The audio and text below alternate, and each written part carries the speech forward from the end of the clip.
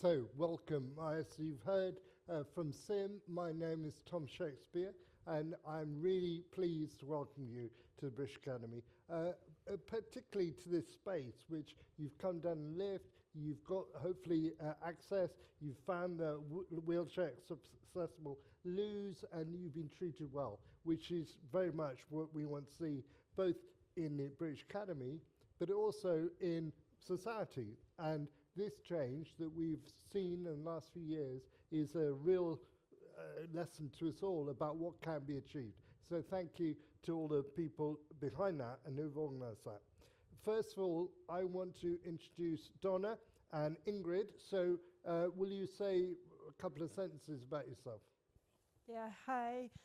I'm Donna McCormack, and I'm a senior lecturer in contemporary literature at the University of Strathclyde in Glasgow. So my research focus is illness and disability in contemporary literature and film, with a specific focus on colonial histories and science fiction. Hi everyone, thank you. I'm Dr. Ingrid Young. I'm based at the University of Edinburgh. I'm a sociologist and I work quite a lot in LGBTQ health research, and I'm one of the co-leads of Doing Disability Futures project that you've hopefully had a look at some of the exhibition and some of the work from upstairs, and we'll talk to you more about that shortly. And indeed, if you want to see the exhibition after this talk, it's open until 8:30, so do try and see it before you go. And on the screen, we have Christopher. Will you introduce yourself, please? Hello, good evening, everyone. I'm Christopher Samuel, artist who makes work about identity and disability politics, mainly centered around my own lived experience. I'm losing my voice, so bear with me. I'm happy to be here. That's great. We can hear you. We heard every word. Thank you very much, Christopher.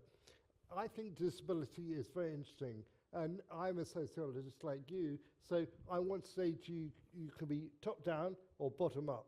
So top down would be things like surveys, censuses, questions where we know who is disabled, who is not, because of the way we classify them. But there's also the subjective, the idea that people increasingly are identifying as disabled, which is very exciting. It didn't used to be the case. Disability is such a stigmatized identity that nobody wanted to be disabled. In fact, when the Disability Rights Commission in the 1990s said we're going to help disabled people, they did research and they found that half of the people that they thought were disabled didn't think of themselves as disabled.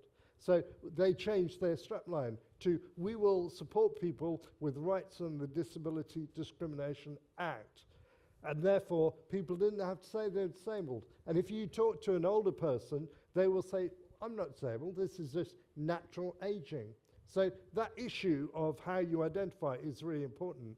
And we know, for example, people who are neurodivergent are more likely to identify as such than they were earlier in our lifetimes. So the world of disability and neurodivergence is changing. It's no longer as stigmatized. Many people who may, particularly women, who may have masked their symptoms of saying, I am actually autistic or neurodivergent, and many people who have invisible impairments are saying, actually, I may not look as if I'm disabled, but I am, and I'm proud of it. So that's the background against which we're tonight talking about art. And you might say, why art? And I want you, at the end of the 90 minutes, to have an idea that art can be used in many different ways in this area. We're going to talk about this project, which is all about art-based research, doing disability futures. I'm going to ask you too about that. We're going to talk to Christopher about the way he's used art to tell not just his own story, but also to encourage other people to tell their stories and to be included. Their stories being as important and have been left out up to now. But first of all, I want to talk to you a little bit about some research, or not, I wouldn't call it research, some work I've done. So I'm going to say in a minute about the disability arts work, but I also write novels, and the reason I write novels is interesting because partly it's because I'm nearly 60. All my life people have laughed at me. So they laughed at me. They think I'm really odd.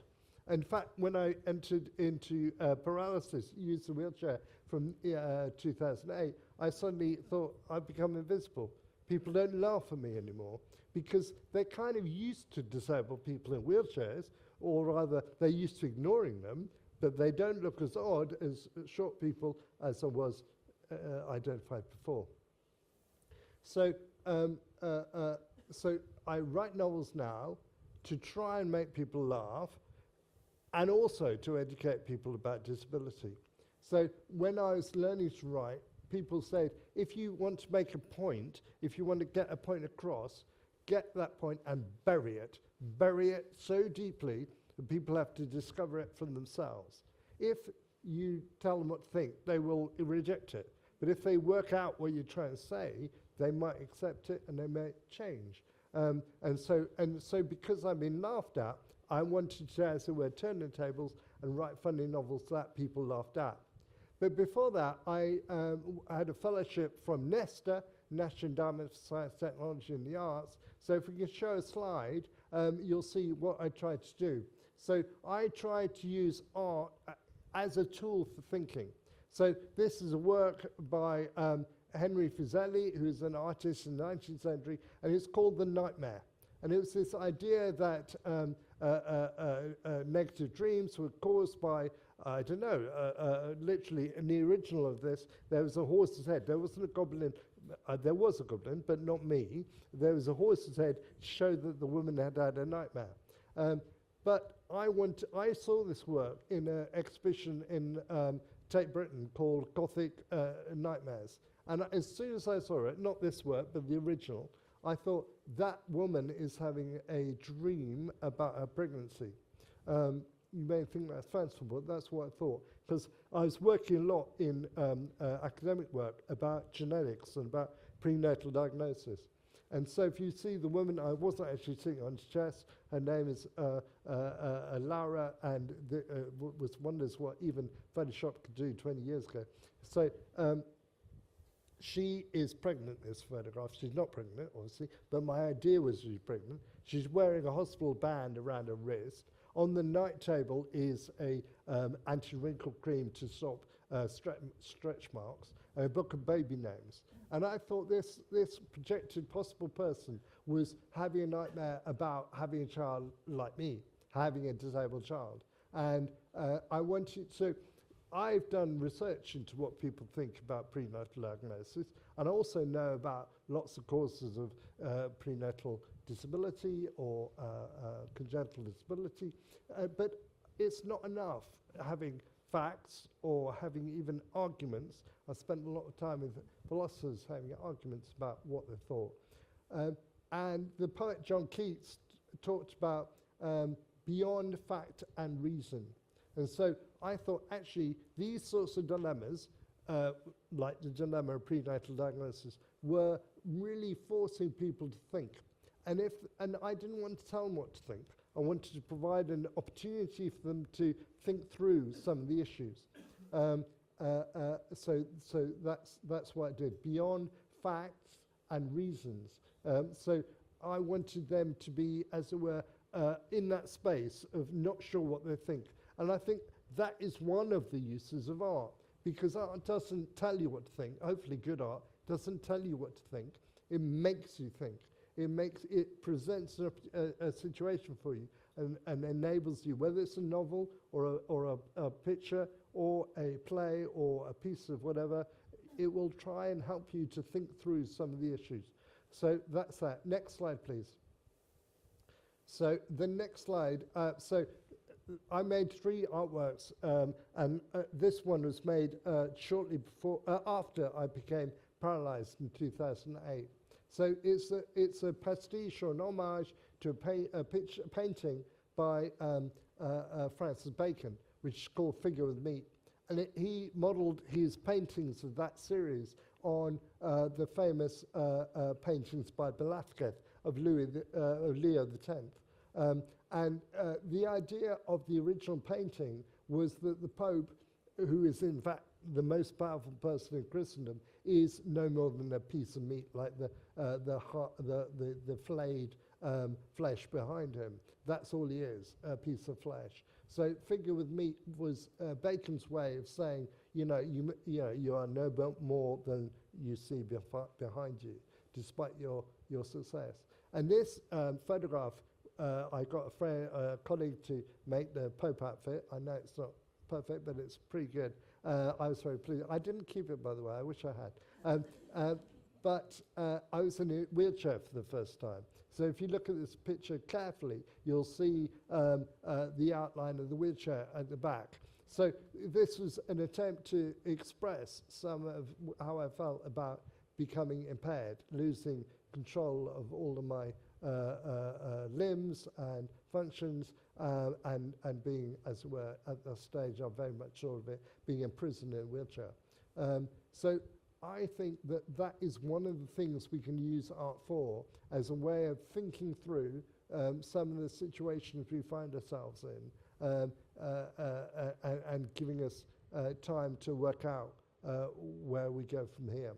So that's actually a cover of an academic book that I published called Disability Rights and Wrongs, Revisited, because I thought, well, I like books with pictures on the cover, and I'd used a photograph by a sculpture by Mona Hatoum on the first version, so why not use one of mine? It's a bit vain on the second. But nobody's noticed, it's actually me grinning back at the screen now. So that is one use of art to make people think. You can find lots of examples of that, much better than my own. But you used art in different ways, so talk to me about that. So talk to me about the project first, because I want to know about doing disability features. Why did you want to do that? What did you want to achieve? And how did you do it? Okay, we can start with the small questions. So doing disability features is and was very much a pandemic project. We wrote it together, and it was very much written in anger and upset and frustration. This was 2022, and we'd witnessed so much change, or so much seemed possible. We could meet online, people were willing to mask. There were so many things that were happening, and then they just disappeared. It was like, okay, we're all okay again, and we're all going to go back to being the way we were, even though a lot of us weren't that way before. So we wrote an application that would look specifically at what would the present look like if we had kept many of these in place. How do we keep these things in place? Why does it often seem like the world wants to purposefully exclude?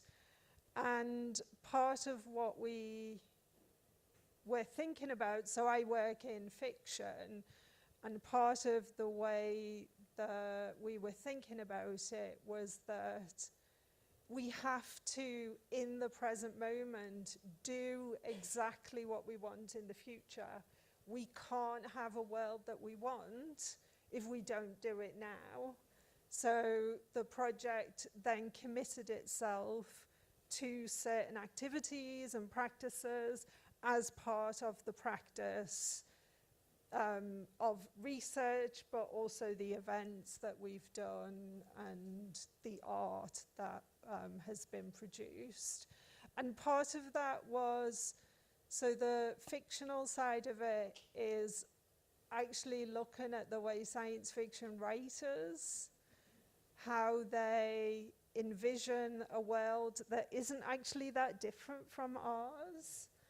that is very much kind of small changes that we can almost grasp. We're not that far, but who's willing to do it, when and how? So yeah, so that's kind of where it came from. So we were like angry, I think is the basis. And people can see just how angry next door. So you went out and you collected people's accounts and what they found difficult in their lives, or? So one of the things that this project has done is it's two parts. It's kind of looking at speculative fiction and the worlds that have been imagined, and the other part was working with specific communities who are disabled, who are communities of color, who are queer, who may be migrants, and who really working with them to understand what are your experiences, but what are the futures you want, and what futures can you imagine, or are you living now? And so we drew very much on creative workshops and working with, and I should say that the work was done with a community partner, the Love Tank. They are a community interest company based in London, and they do fantastic work around all sorts of work around LGBTQ health. You should have a look at them. They're great. But I think that we partnered with them not only because of my longstanding kind of relationship with them, but because of the way in which they can work with specific communities, and hopefully not in an extractive way, but in a kind of inviting folks in to think about, well, what is it, what stories do they want to tell? Did these communities want to tell? I keep using they and them, but actually what I think is really important is that as a researcher, I am not speaking for them. We are creating spaces that enable some stories to be heard in spaces that aren't normally heard or aren't often heard. And so the aim of the workshops was really about creating spaces for people to tell their stories with each other, but also over the time there were multiple workshops where folks worked with each other and created art to imagine futures that they wanted to live in, or as Donna said, they were trying to live in now. And I think those collective creative workshops created some really beautiful ideas, some really beautiful stories, and the artwork that was created from that work, which the participants have let us share, and we will be sharing a little bit more, was their way of sharing their stories and sharing their visions of the future. And I think what's important here is that, as Donna said, the future needs to be practiced now, and we need to act now as if we are living in that future and not be completely disheartened by the world around us, which is incredibly disheartening at the moment in particular, I think.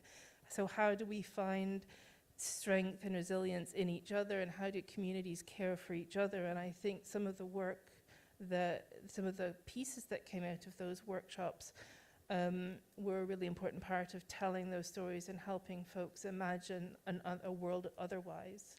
And it was very much a community experience, wasn't it? As a community arts intervention, would that be fair to say? Yeah, so it was again, it was run by the Love Tank and the kind of main researcher, Kylo Thomas, who's not here tonight, facilitated and supported those. But we recruited from kind of within London and also across the, across the UK to hear other voices. And so people signed up to the workshops and really tried to, I suppose people didn't come in groups, they came separately, but those groups then formed a sort of mini communities within those spaces. Now, this event is called The Art of Self. The exhibition, a series of events called The Art of Self. So let's get back to art. Why, as a sociologist or a literary studies person, did you use art as a tool? I think you did. You used art as a research methodology. So tell me a bit more about that. So I get into trouble with my friends who are artists when we use art as a tool and not recognize art in and of itself as a very powerful medium and mode. So I want to start by saying that we did draw on art. It wasn't purely functional. There's kind of something in and of itself that is beautiful, and we don't have to use it in that way. But in these workshops so what Kylo and the peer facilitators did in these groups was to kind of create the space to encourage folks to talk about their stories and to draw on the arts materials that were available. And so people weren't given, it wasn't instructed in terms of, here's some clay, make a statue. It was, here are some materials, what do you want to do? And so folks came away with all sorts of artistic outputs, I suppose that's a terrible word, so artistic pieces, right, that spoke to them. So drawings, so sculptures, so poetry, so soundscapes, and I think what the art allowed for was to tell different stories, to hear different voices, as we see in other forms of art. Yeah, maybe I can just bring a different perspective, because my job is looking at art, so in a way it has an inherent presence, I guess, in my life. And sorry, but I'm not very good at holding a mic, apparently. So maybe what hasn't been said is that the project is kind of divided into two case studies. One is these workshops where the participants were initially invited to bring an object along that meant something significant to them, and they had to kind of talk about it and say why they'd brought it and what the kind of attachment was to this, why it was so significant in thinking about doing disability futures. And then the second case study is much more about speculative fiction and what that kind of genre does in trying to get us to think about disability and disability futures, as well as futures just on its own, given it is a genre that tends to think about the future. But one of the things that we really wanted to do is look at the future through the lens of the past. So to really think about, so a lot of the texts that we deal with, they are very much oriented towards trying to unearth histories around Nordic eugenics. So that's a big part of the project. Our partners are in Sweden and Norway, so we're looking at Nordic eugenics, and also looking at Caribbean histories of slavery and how these relate to imagining futures. So in a way, the rewriting of histories that we're seeing in speculative fiction is allowing us to think about how we can exist now. So how we write stories, how we even think about the past, and that if we have different versions of the past, what does that mean for the future? Like, if we know that certain things did happen and did exist, then why are we waiting for that to happen if it's already been happening? So that is a big part of thinking the future. It isn't just what could be, what will be. It's very much, well, hang on, what was, and how are we thinking what was, and therefore, what does that change about how we are now, and therefore what the future has in store for us, or what we can do with the future. So it's quite a different strand, but they do come together. And maybe one of the things we can say, so Lean Zakor, whose work is up in the gallery where you can see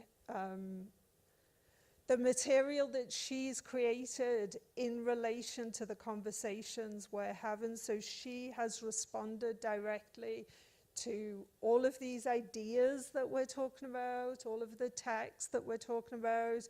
She's producing artwork, and we're having conversations, and she rethinks our art, or she tells us, no, it doesn't go that way, and we go, okay, yeah.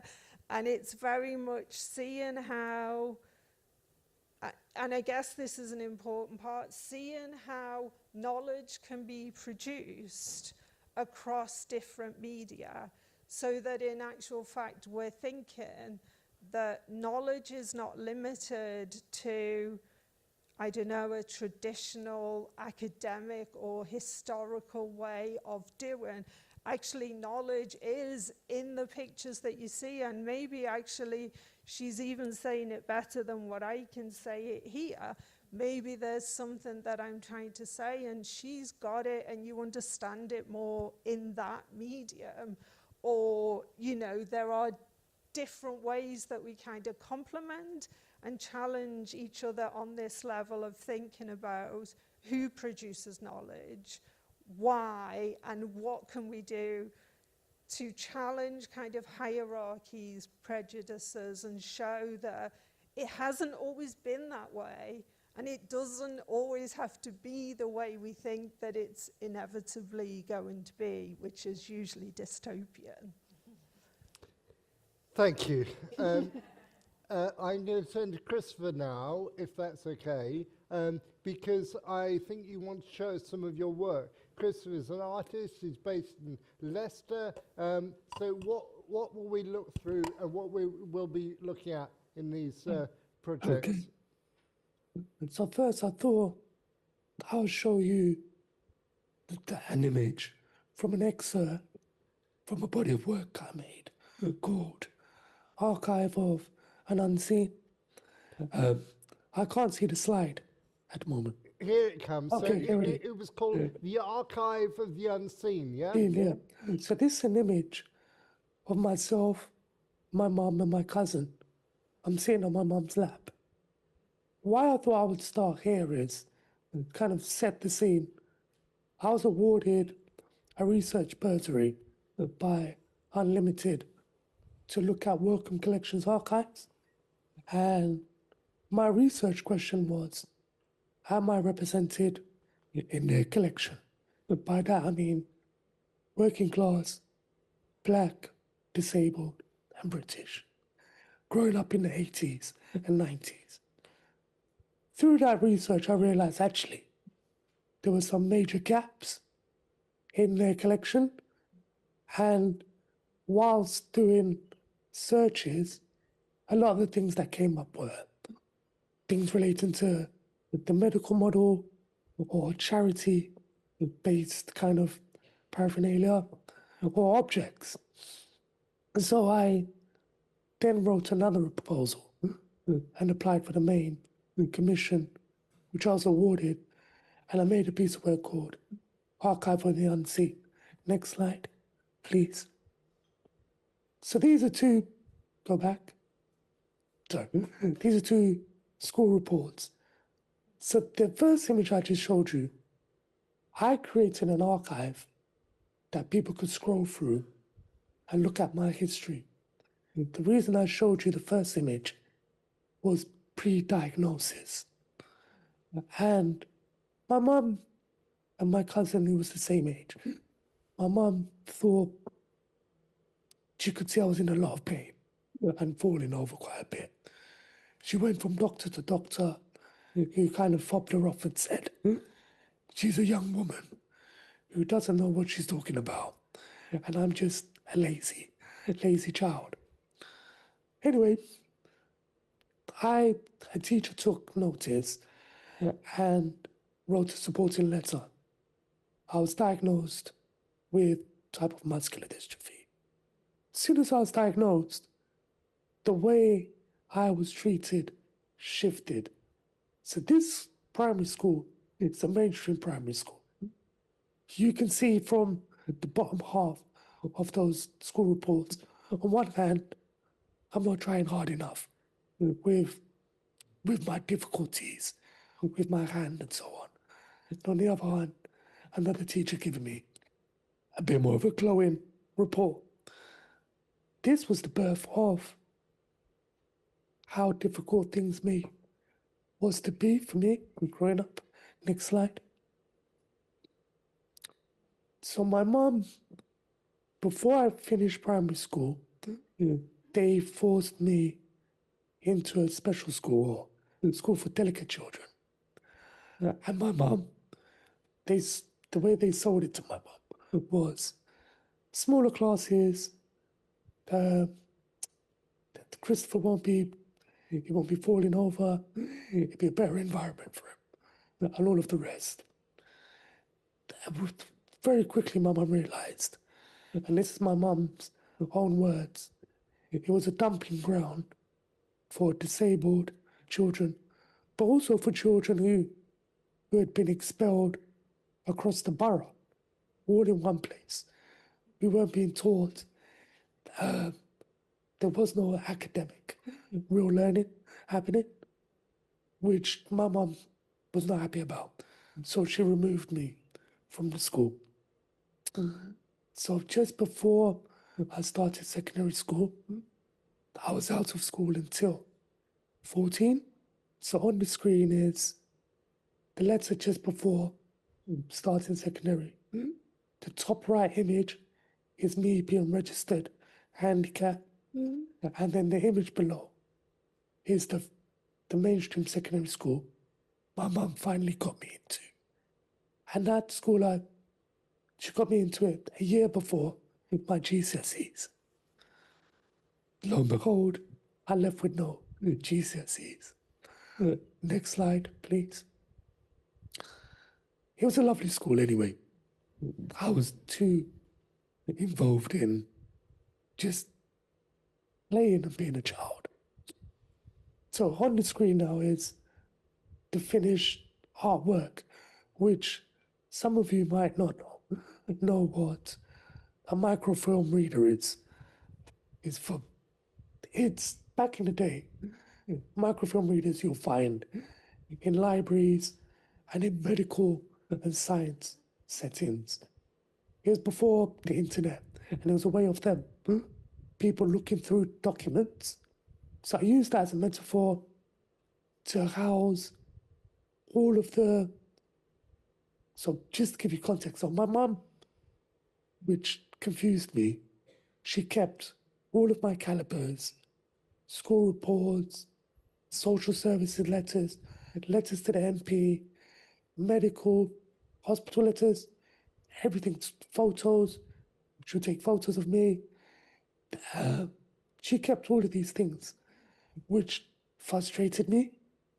But what it did do, it gave me the material and the language to understand my experience. So for this piece of work, I interviewed my consultant, so a neurologist, who looked after me since a child. I had interviewed family members. I had counselling. I gathered all of the material, and I created a narrative, pre-diagnosis,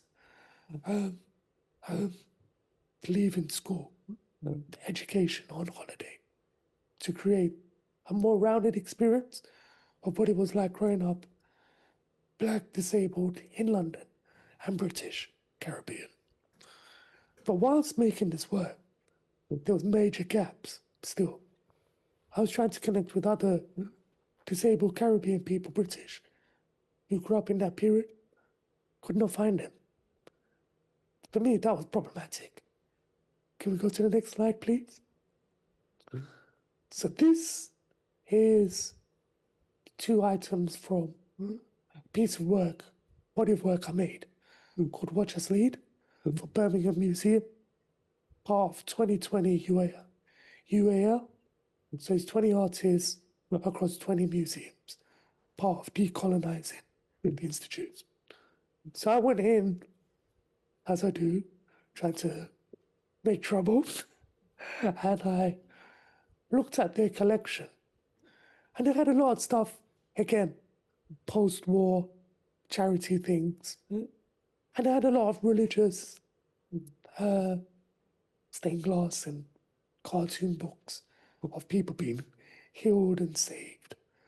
So I thought, okay, that's quite interesting. So, next slide, please.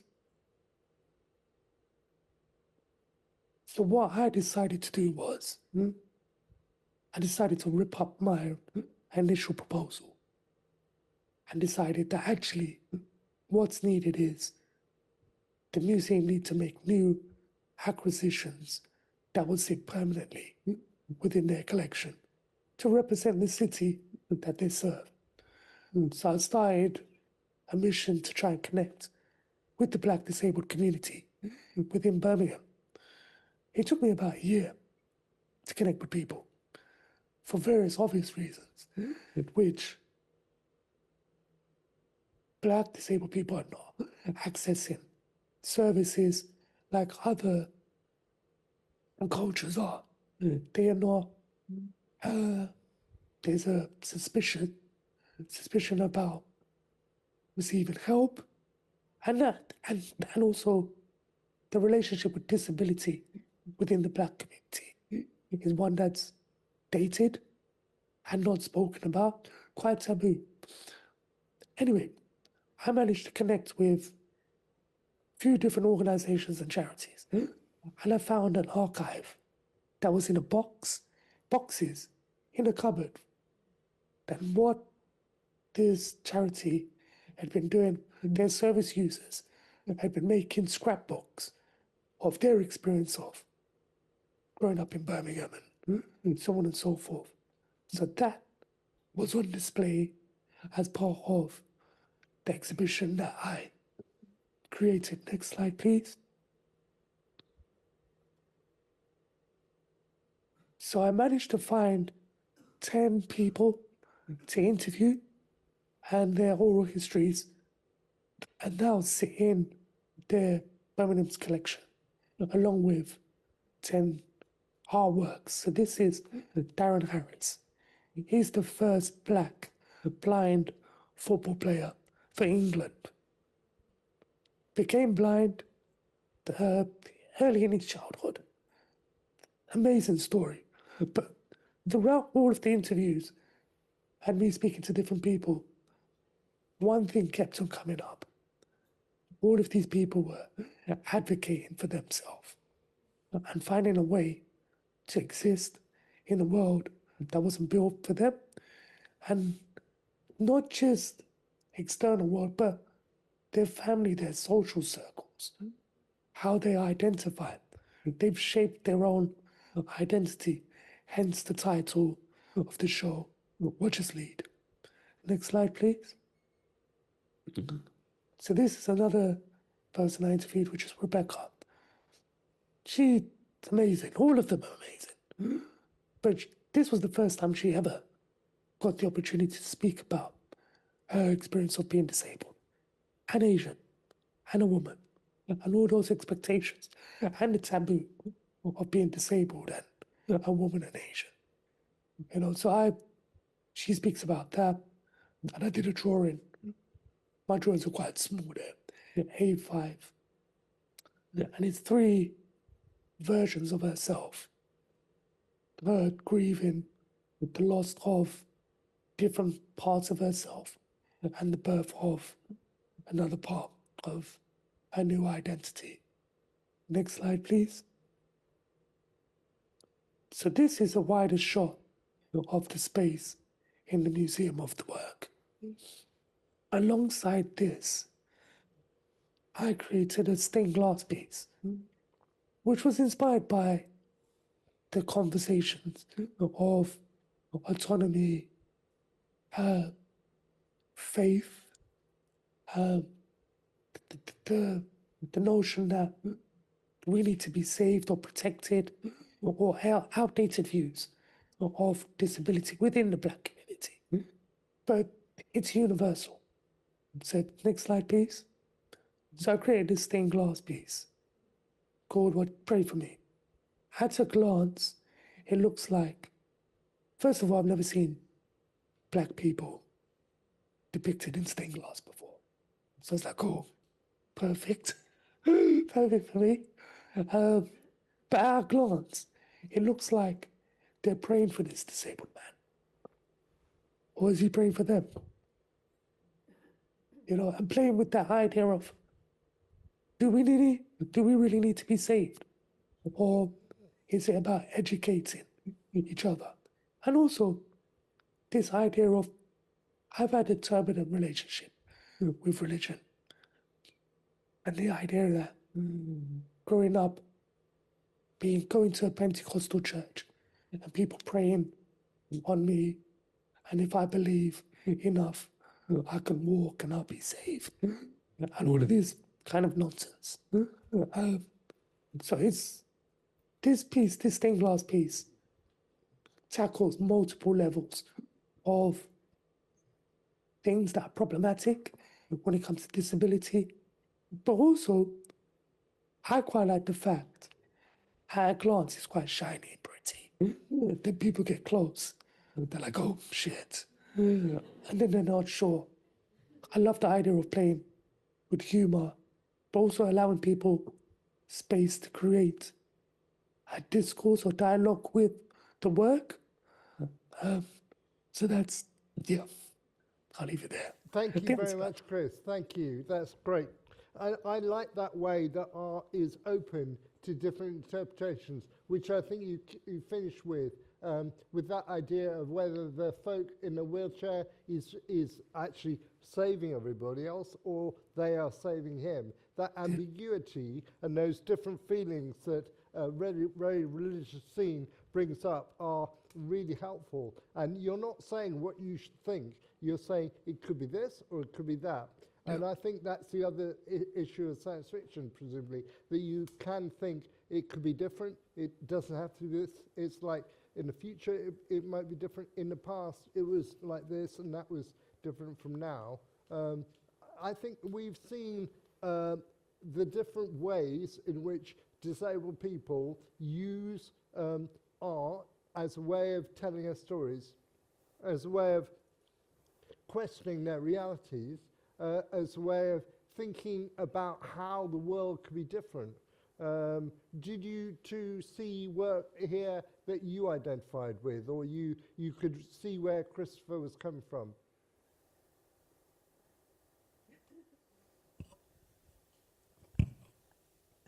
No pressure. So I think one of the things that I would say is this idea of creating an archive, finding an archive, and deciding what is present and what gets to be seen. And in a way, that's something very much that we've dealt with. Like a lot of the texts that we look at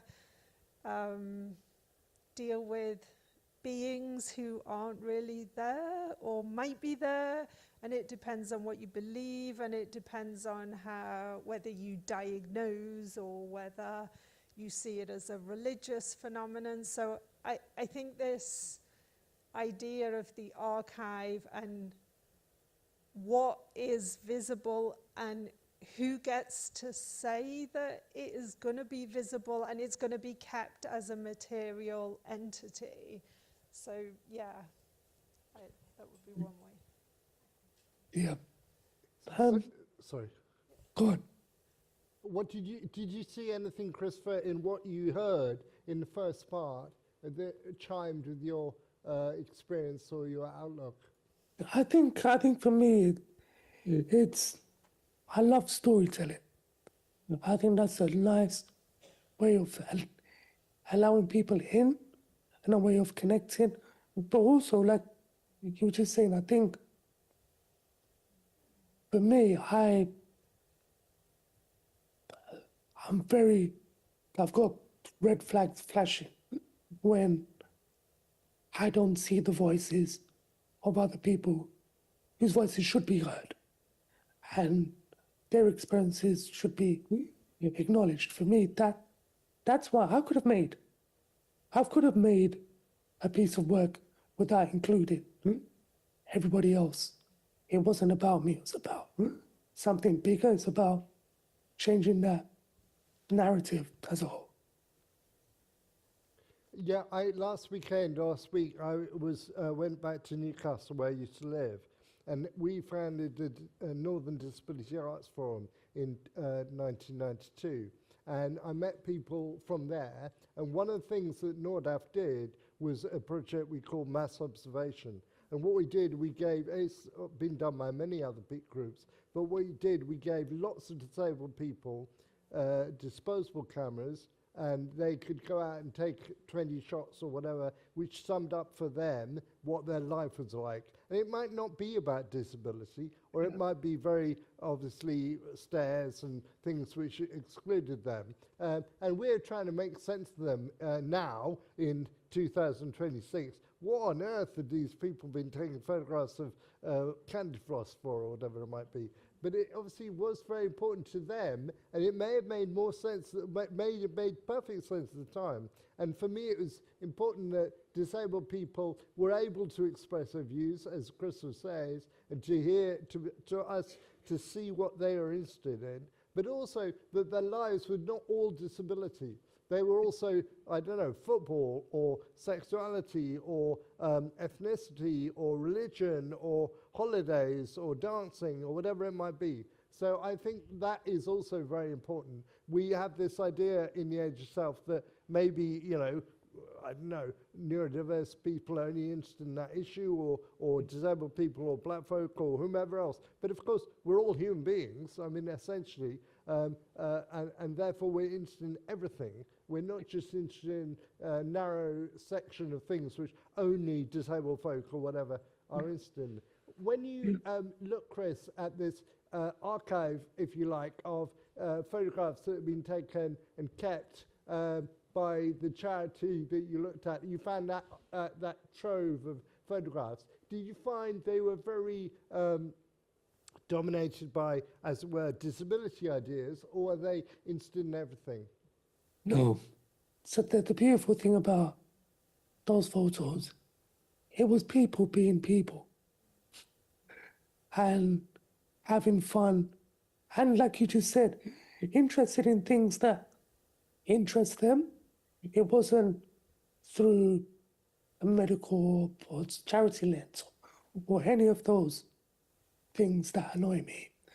It was just young people and young children having fun, and them documenting things that were relevant in that period. And I think that was one of the main reasons why I made the archive of An Unseen.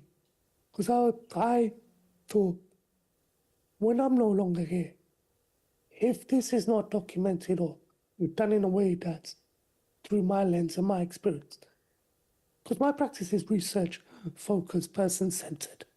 I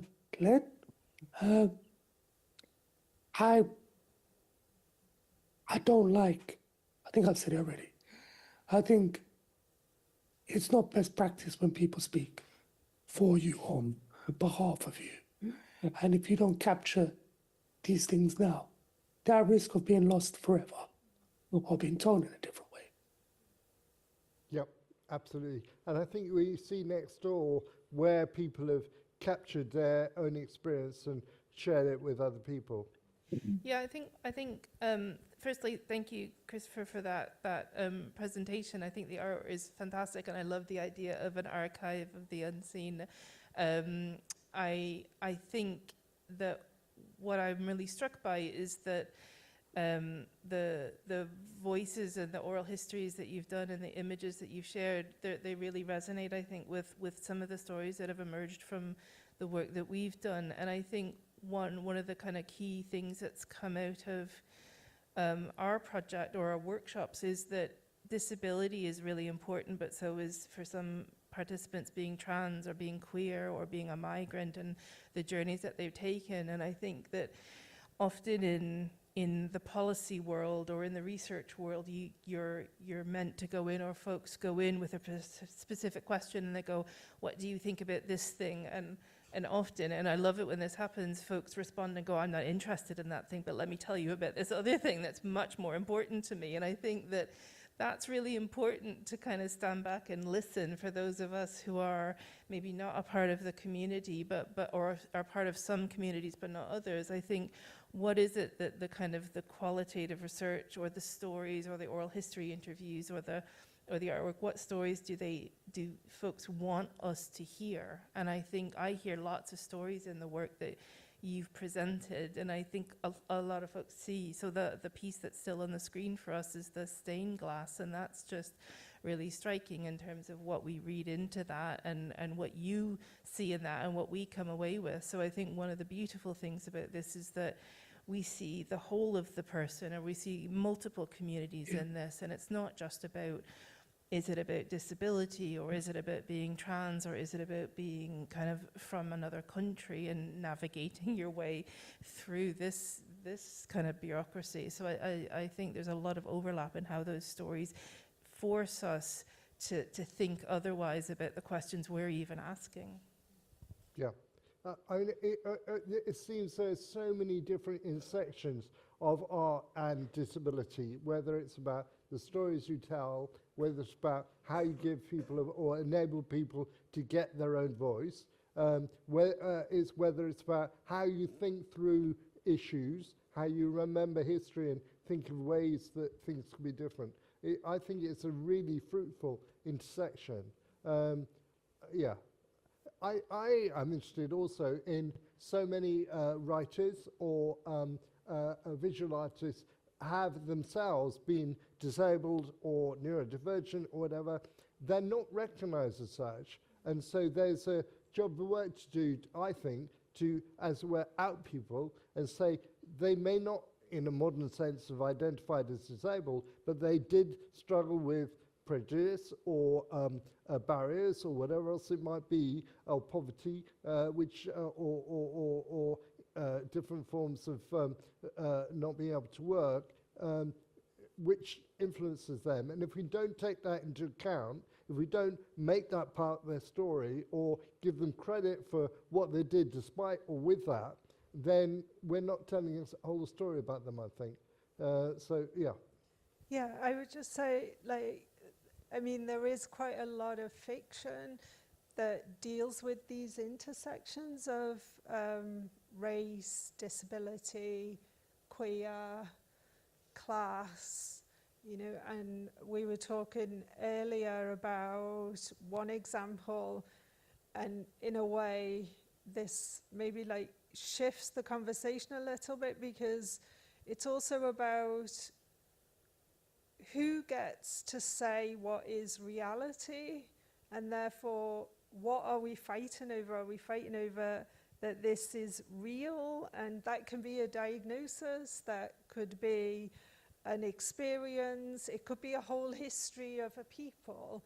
And so one of the examples I was using earlier is Nalo Hopkinson's The New Moon's Arms, and you have these intersecting stories. So it's a contemporary novel and it's set in the Caribbean, but it tells a story of the transatlantic slave trade and what happened to those people who drowned during these journeys, or who preferred to jump and die rather than be enslaved.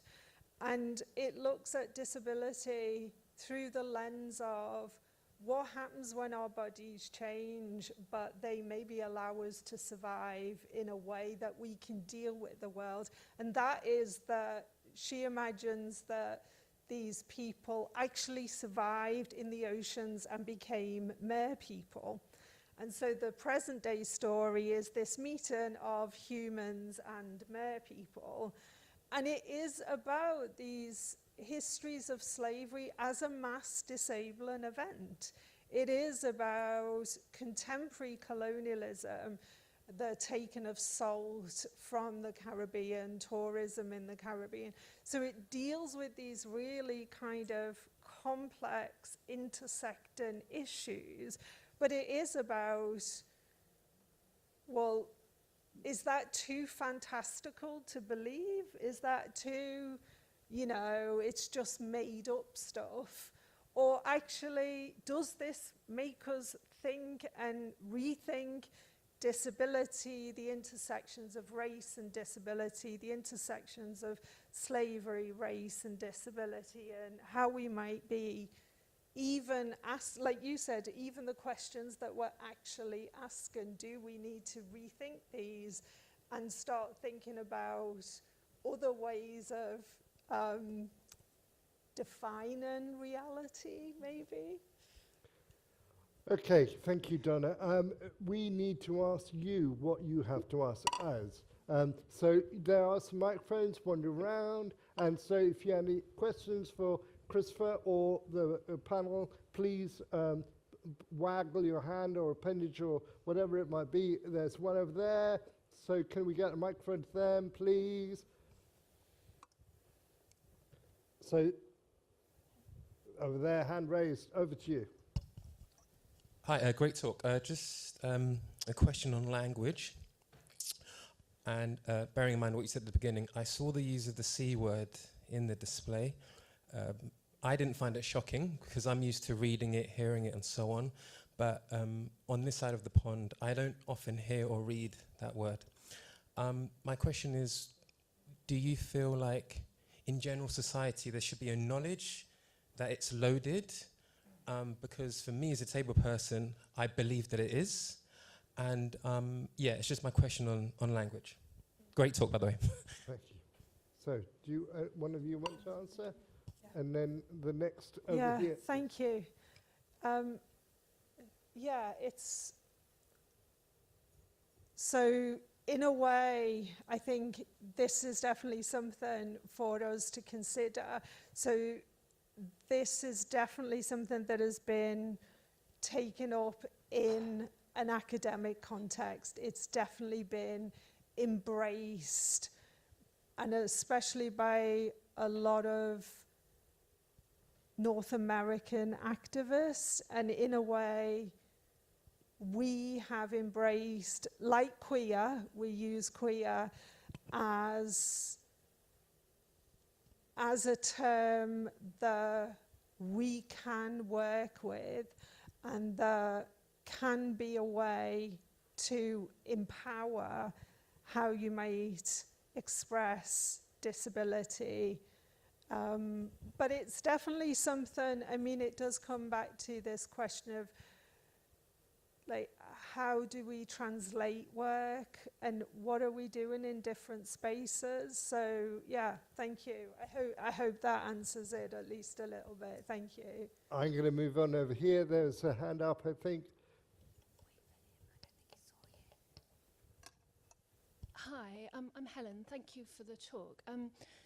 So I don't know if this is for Christopher or for yourselves, but it was with regards to this idea of the lens of person-centered practice, and thinking of this idea of, as disabled people, we're like thinking beyond disability, or that we're not defined by disability, but actually within a very ableist world, there is a reduction to that. Even when you think beyond it, when you produce art or when you exist in society, you seemingly then get reverted back to you're a disabled person existing within this barrier, or you produce art, and I produce art as an artist, but then when the person knows that I'm disabled, it then gets, the lens then shifts as it's being made by a disabled person. So I was wondering if there was any, like within the workshops, or for you, Christopher, how when you create and you present work, how you sit with that duology of how you think as yourself with your own identity, and then perhaps how it then gets reshaped when it's then received. So Christopher, over to you. I've got a friend who's a woman with cerebral palsy who never talks about herself as a disabled artist. She just talks about herself as an artist. So the question to you would be, how would you present yourself? So I think that's a good question. I think for me, a long period of my life, I ran from anything related to being labeled disabled or whatever else. But I made a decision to make work about disability and identity politics. I know people, some spaces, my work is obviously, it's about disability, but I'm not really too cared. I don't really care about too much how I'm viewed. I think the work I do inside institutions, the kind of consultancy stuff I do, even making work itself as an artist, I'm a social worker. I'm a the promoter. I am a community leader. I wear many different hats. I think for me, I'm not too fussed on it. I know we still have a long way to go, and I'm okay with being labelled a disabled artist. If people speak to me, they would know there's a bit more to me than just being disabled or a disabled artist. And I think that the question is, the answer to that question is down to the individual. Do you identify or do you want to be identified? I think that's the simplest way I could explain. Thank you. Thank you very much. Next question, I see at the back. We just have a couple of online questions, if that's okay. We have quite a few, so I'm just going to ask two. So the first one is for Donna and Ingrid. Were any of the workshops held online for accessibility? If there are any online workshops, are there ways for people to still get involved in the project? And the second question is for Chris.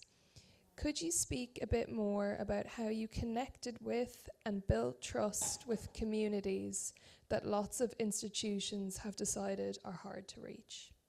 So was it online? Yeah, so we ran 2 groups, and one was in person in London and the other one was online, and that was a really important feature for us, that one of them was at least online. So we had folks from around the UK who took part in that, and unfortunately the workshops have finished. We realised when we sent the call out that we were overwhelmed by the number of people who wanted to take part, so there was a real eye-opener in terms of folks wanting to talk about this. So we don't have any plans to do any future workshops at this stage, but I think there should be, and we may well explore that in the future. So Christopher, question for you. What about hard to reach people? So for me, that was the most frustrating thing to begin with, because I thought museums or institutions would have public programming and community links. But it's a certain type of community links that they have. And so what I did was, well, not just me, with the support of the 2 directors, Sarah Rajid and Zach, they put on 2 events, small events, have a cup of tea and a chat. And we invited local authorities, charities, people in the community that are doing different projects. Then, off the back of that, I started to build relationships with those people, and then they put me in touch with people who are on the ground, with more grassroots. It was like a snowball. The more people I spoke to, the closer I got to people. It was very long-winded. I went to colleges, local colleges for disabled students, churches, local churches, obviously community groups, and combined authorities. So it's a combination of those different things, which was a lot of work. It takes a long time. Thank you, Chris. Other questions? One up here.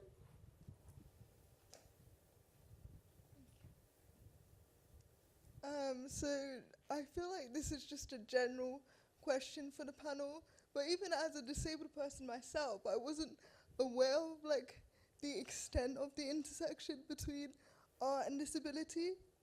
And so I'm just wondering, do you all think it's the most like receptive methodology to make people aware in the world? Like, why art and not like the mainstream sort of protest that we see, or, you know, going through parliament or being more political? What made you guys think of that shift towards more people-centered, as has been discussed? Well, speaking personally, I think often the most important things seem to be about jobs or about housing or about poverty, which are obviously very pressing issues for many disabled people, sadly. But I think that people need to think, and they need to enjoy, and they need to surround themselves with stimulation and beauty. So for me, art is a part of life. It's not separate from it. And I'm not saying it's as important, say, as having somewhere to live or having food to buy food, money to buy food. But it makes life worth living. And therefore, I think particularly as a lot of disabled people are excluded from lots of areas, it is something which people can use to express frustration or gratitude for what they've achieved or whatever else, or connection with each other as through these community projects. So I do think it's worthwhile. I think we're not trained or we're not exposed to art in the way perhaps we could be, and therefore we don't think it's for us. We don't grow up with the sense that yes, we could say something or sing something or write something or make an art installation from what we've found out. That'd be my personal view. But maybe, Christopher, could you come and tell us what you think? Yeah. Why art? Why art? I think art is an amazing vehicle that allows people a way into a world that they don't necessarily live. But also, I think, like I said before, I'm more interested in showing work in places that don't show work by disabled or work about disabled people or disabled artists, because that's where the work is, the work that's where I think change can be had. But also it's about representation. Like, if you don't see yourself represented, you think those spaces are not for you. But I think, and I think, well, art is everywhere. And my younger nephews and nieces, the way they engage with art is a different way now. And art can be used art appears in their world. So I think it's powerful. It's a powerful tool. It's a powerful tool for obvious reasons: identity, belonging, and so on and so forth. Thank you. Yeah, can I? Yes, yeah, please. So I would just say that two different things. One is art is a part of this struggle about knowledge. It's about speaking another language, to come back to the first question. It's a way of creating knowledge out in the world and maybe reaching different kinds of audiences. And the second thing is, do I remember what the second thing was? It was so good that I can't remember. I'm just keeping everyone on their toes. We missed a great pearl drop of genius. I'll remember at 4 in the morning. Yeah, you will, and you'll tell everybody in this room. So, one final question. Anybody? Oh, everybody puts up their hand. Lady back with the hat. Hi. From the carer's perspective, I'm here as a carer for a disabled person. How can our services can be improved in this area to support people with disability? So from the carer's perspective, how do you envision that for the panel? And Christopher, please. So I think that we need more disabled people to have access to the techniques or tools where they can express themselves. I think also carers and families also need to express themselves. Not all of them, but many will, and we need them to access as well.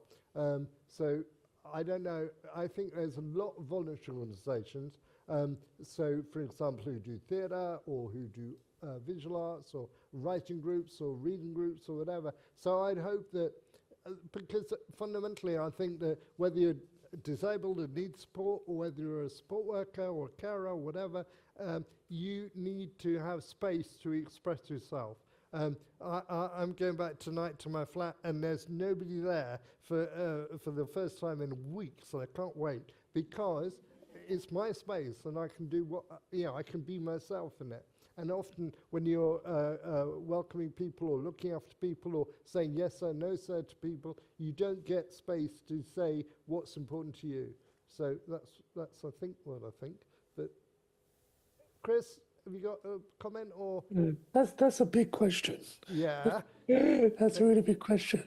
But I think for me, as someone who has 24-hour care, for me it's fundamental. It's about a relationship. And it's about, I think carers are undervalued, underpaid, and they need to be held in a higher regard. But also, a disabled person needs to feel comfortable, and know what their needs are. Like I wrote my own care plan. This is how I like to be woken up. This is what I like to do during the day. If this happens, I will need you to step in to do this or whatever it is. I think it's about communication and honesty and transparency, because the problem that I've had with carers in the past, they think they're doing a good job because they're caring for me. Therefore, I shouldn't have an opinion, or my opinion it's not as valued. That's not the case. We're equal. Yeah. So yeah. Okay, you okay? I can tell you what my last point was if you want. But yes, please. It kind of feels like it's really dull and boring now, and like it was really exciting, but I'm just putting it simple right now. It was the art that we look at already exists, and a lot is not looked at. A lot of it is not given attention, and in a way that's what we wanted to do. We wanted to make this artwork visible, but also, make it an objective academic analysis, show that like fantasy has a place in this maybe archaic place, and that, we need to pay attention to this material that's out there, whether it's valued or not by whoever decides those things. So it was just the fact that it did exist that we thought we should look at it. Great, thank you. And I'd like to thank you two, and you, Christopher, on screen, and our sign language interpreters, and your illustrator who did such great work to make your testimonies come alive. So that was really good. If you haven't had a chance to see the exhibition, go now. It's on this evening only, so catch it. Can I say that it will be online in future? Oh, fabulous. And I wanted to thank the participants of the workshops who let us use their work and their words, so to thank you to them if they're listening or will listen. And thank you to Love Tank who worked with you. And of course, thank you to Love Tank. So hopefully we've shown some of the ways in which disability, art and the South come together. I'm sure this conversation could go all night. I'm sure you'll be speaking about it and thinking about it as you go into the night. Please look further. There are many, many great disabled artists, and there are very many great voluntary organisations working with disabled folk around Britain. So thank you all, and thank you for being a great audience. Thank you.